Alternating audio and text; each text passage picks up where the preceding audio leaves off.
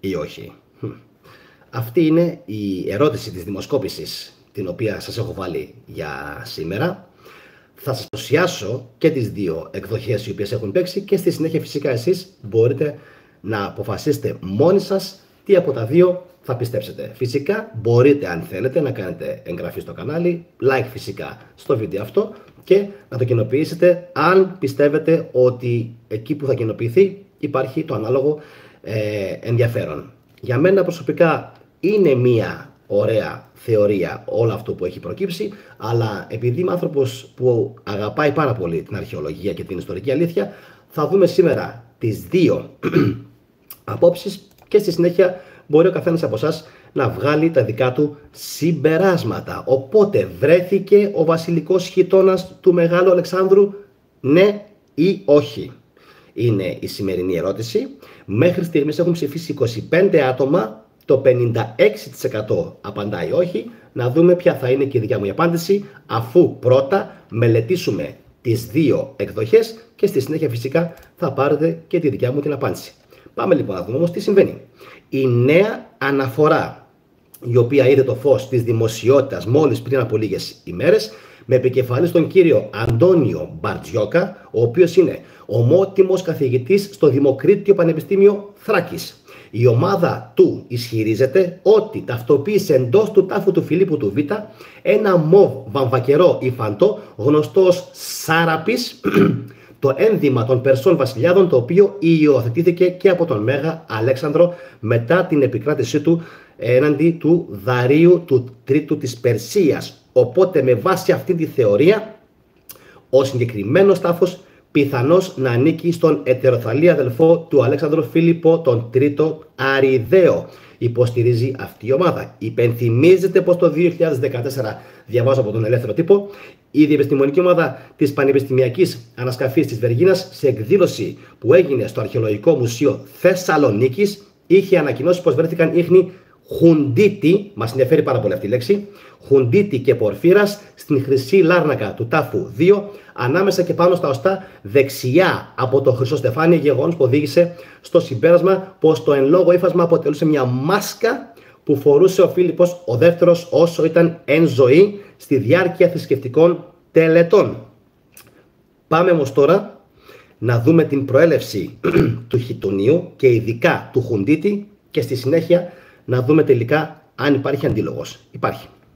Σύμφωνα με την έρευνα, ανάμεσα στις επιστρώσεις του υφάσματος βρέθηκε χουντίτης, ένα λαμπερό λευκό ορυκτό που χρησιμοποιούνταν στην αρχαία Περσία κυρίως, αλλά όχι μόνο, ενισχύοντας προφανώς την πεποίθηση πως το ένδυμα είχε προέλευση από την Ανατολή. Ο Σάραπης ήταν ένα μοβ χιτόνιο με μια λευκή ρίγα στο στρίφωμα, την οποία φορούσαν αποκλειστικά οι Πέρσες βασιλείς. Οπότε ερώτημα, θα το δέχονταν αυτό οι Μακεδόνες? Τι πιστεύετε? Το γεγονός πως ο Μέγας Αλέξανδρος υιοθέτησε το σύμβολο εξουσίας των Περσών σηματοδότησε την κυριαρχία του στην αχανή Περσική αυτοκρατορία. Και αν θυμόσαστε, αυτό το μοβ, αυτή η πορφύρα, έτσι, απεικονίζεται σε τοιχογραφία, που σημαίνει ότι ναι, προφανώς οι Μακεδόνες την είχαν αποδεχτεί. Επίσης, θυμηθείτε, λίγα χρόνια μετά, παρόμοια πορφύρα φορούσαν οι Ρωμαίοι και παρόμοια πορφύρα, ειρωνικά, φορέθηκε στον Ιησού Χριστό από τους Ρωμαίους πάλι. Αν και το σκηνικό αυτό είναι λίγο στη σφαίρα της φαντασίας. Τώρα, η ομάδα του κυρίου Μπαρτζιόκα λέει ότι εφάρμοσε προηγμένες τεχνικές όπως φασματοσκοπία υπερήθρου με μετασχηματισμό Fourier, FTIR και αεροχρωματογραφία, φασματομετρία μάζας για την ταυτοποίηση των συστατικών του υφάσματος. Και συνεχίζει ότι τα εργαστηριακά πορίσματα επαλήθευσαν την ύπαρξη βαμβακιού, δεν είναι κάτι το wow, και βασιλικής μοβ βαφής, όπως και του χουντίτη, ένα σπάνιο υλικό, αλλά όχι ότι δεν υπάρχει, που καταδεικνύει με ασφάλεια την περσική επιρροή. Αυτές είναι οι δηλώσεις που είχε κάνει ο κύριος Μπαρτζιόκας. Πάμε όμως τώρα να ακούσουμε τον αντίλογο που έρχεται από την κυρία Αγγελική Κοταρίδη. Θα σας διαβάσω τι είπε και εσείς μπορείτε μόνοι σας να αποφασίσετε ποιον από τους δύο θα πιστέψετε περισσότερο. Και φυσικά στο τέλος της εκπομπής θα σας πω και ποια είναι η δικιά μου η γνώμη. Η κυρία λοιπόν Κοταρίδη λέει: ο μεσόλευκος χιτώνας του Αλεξάνδρου ή του Μεγάλου Αλεξάνδρου που δεν, με κεφαλαία, βρέθηκε και οι ψευδοεπιστημονικές αιμονές.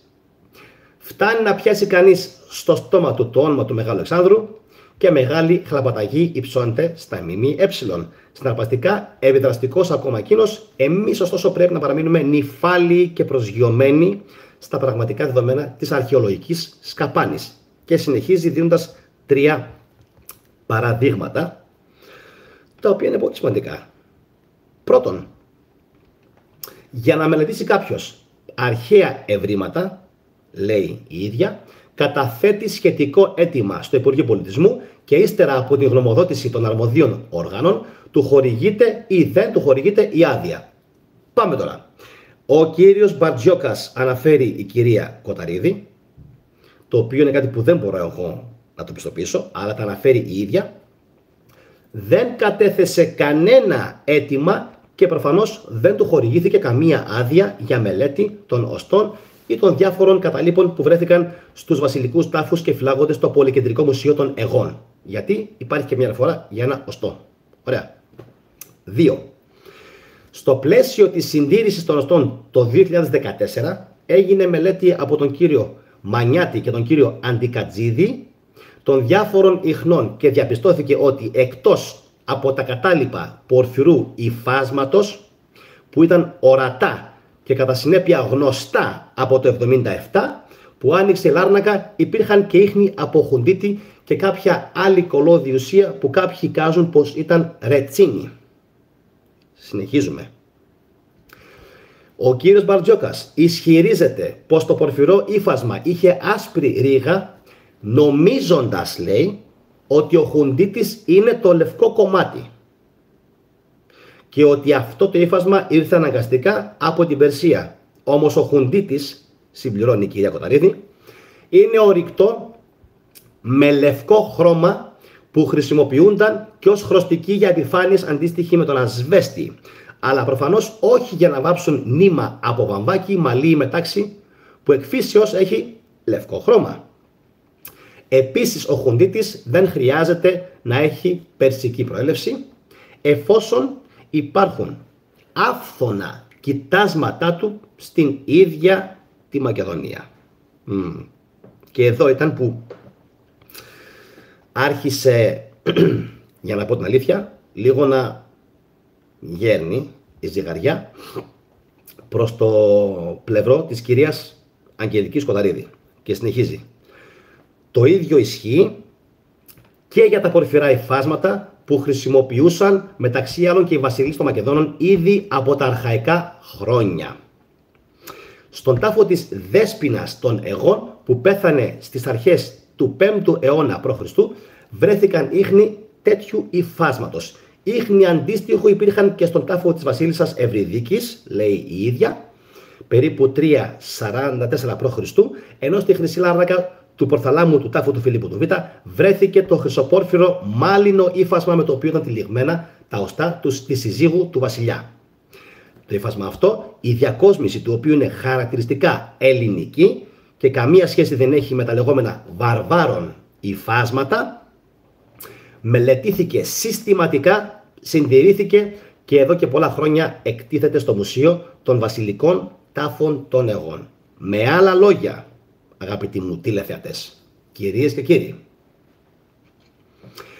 ούτε τα ίχνη του πορφυρού υφάσματος, για το οποίο δεν έχουμε καμία ένδειξη ότι ήταν χιτώνας, πολύ σημαντική πληροφορία, θέλω σχόλια από εσάς, επαναλαμβάνω, τα ίχνη του πορφυρού υφάσματος, για το οποίο δεν έχουμε καμία ένδειξη ότι ήταν χιτώνας, δηλαδή ένα φόρεμα με ραφές και μανίκια, ούτε ο χουντίτης αποτελούν στοιχεία, ούτε καν ενδείξεις ότι μέσα στην Λάρνακα ήταν το περσικού τύπου μεσόλευκον ένδυμα του Μεγάλου Αλεξάνδρου. Άλλωστε, συνεχίζει η ίδια, το ύφασμα από την Λάρνακα του Προθαλάμου που σωζόταν σε πολύ καλύτερη κατάσταση δεν είναι χιτώνας, αλλά ένα είδος μεγάλου μαντιλιού, ουσιαστικά κάτι σαν ένα σάλι. Για να στηρίξει λοιπόν τους ισχυρισμούς του κ. Μπαρτζόκας, καταφεύγει και στην τοιχογραφία της ζωοφόρου του τάφου. Υπάρχει, όπως υπάρχει η ζωοφόρος, υπάρχει από πάνω μια τοιχογραφία όπου φαίνεται μια σκηνή από ένα κυνήγι. Αλλά όπως φαίνεται δεν τα πάει καλά σύμφωνα με την ίδια, ούτε με την εικονογραφία, ούτε με την ταύτιση των ενδυμάτων, καθώς δεν είναι αρχαιολόγος η σπιδά έτσι σε επικίνδυνα για αυτόν γνωσιολογικά πεδία. Και φυσικά μετά υπάρχει μια ανάλυση για αυτή την τοιχογραφία με διάφορους ισχυρισμούς και διάφορες τοποθετήσεις από την κυρία Κοταρίδη. Δεν νομίζω ότι θα έπρεπε ιδιαίτερα να πλατιάσουμε. Νομίζω πως οι περισσότεροι που έτυχε να δείτε αυτήν την εκπομπή προφανώς θα καταλάβατε ότι τουλάχιστον βάσει αρχαιολογικής σκοπιάς, βάσει λογικής, βάσει ευρημάτων και βάσει στοιχείων, θα λέγαμε πως η ζυγαριά τείνει να γύρει περισσότερο προς την άποψη της κυρίας Κοταρίδη. Και εδώ είναι που θα πω και γνώμη μου, έτσι, συγχαρητήρια και στους ανθρώπους που ψήφισαν μέχρι στιγμής 67 άτομα. Το 55%, 54% είναι τώρα, ψήφισε πως δεν βρέθηκε ο βασιλικός χιτώνας του Μεγάλου Αλεξάνδρου. Γεγονός που με εντυπωσιάζει, καθώς δείχνει ότι πάνω από τους μισούς Έλληνες, και μπράβο σας γι' αυτό, είστε αρχαιολογικά ενήμεροι και έτσι μέσα στην επικαιρότητα και έχετε προλάβει ήδη, ας πούμε, να μάθετε περισσότερα για αυτήν την υπόθεση. Νομίζω ότι θα συμφωνήσω και εγώ με την κυρία Αγγελική Κοταρίδη πάνω στο θέμα αυτό. Φυσικά εσείς, αν έχετε κάποια άλλη άποψη, εγώ προσπάθησα όσο μπορούσα να παρουσιάσω ουδέτερα και αντικειμενικά τις απόψεις αφενός του κυρίου Μπαρτζόκα και αφετέρου της κυρίας Κοταρίδη, και νομίζω ότι καλό είναι να τα αφήσουμε όλα ανοιχτά για το μέλλον. Αλλά στην προκειμένη περίπτωση, επειδή βλέπετε έχω θέσει και το ερώτημα, βρέθηκε ο βασιλικός χιτώνας του Μεγάλου Αλεξάνδρου, έτσι, ήθελα και με τον τίτλο ακόμα να βάλω μια αμφισβήτηση, αν θέλετε, στον τάφο, συγγνώμη, στον τάφο λέω, τώρα μόλις διάβασα ένα σχόλιο στο θέμα αυτό, και νομίζω ότι αυτό που έγραψε και ο φίλος ο Κάνκρη, ότι τα πιο πολλά ευρήματα πρέπει να είναι στην Αίγυπτο. Οτιδήποτε αφορά τον μέγιστο των Ελλήνων, νομίζω ότι θα το βρούμε στην Αίγυπτο. Αν θα βρεθεί κάποια στιγμή κάτι, όπως βρέθηκε και για την Κλεοπάτρα, θα είναι στην Αίγυπτο. Γράψτε μου φυσικά ελεύθερα τη γνώμη σας, κοινοποιήστε το βίντεο ελεύθερα, να μας πει ο κόσμος τι πιστεύει. Κάντε φυσικά, αν θέλετε, like σε αυτήν την εκπομπή. Θα περιμένω φυσικά να διαβάσω και τα δικά σας σχόλια, να δω αν τυχόν υπάρχουν κάποιες διαφορετικές απόψεις και ιδέες, και θα με ενδιαφέρει πάρα πολύ κάποιος να με διορθώσει, κάποιος να γράψει τη γνώμη του, κάποιος να πει κάτι καλύτερο πάνω στο θέμα αυτό, και από τον κύριο Μπαρτζόκα αλλά και από την κυρία Κοταρίδη. Πραγματικά θα με ενδιαφέρε πάρα πολύ να διαβάσω τα σχόλιά σας πάνω σε αυτό το θέμα. Από την όμορφη Θεσσαλονίκη, ένα όμορφο βράδυ σε όλους. Να είστε όλοι καλά, καληνύχτα, γεια σας.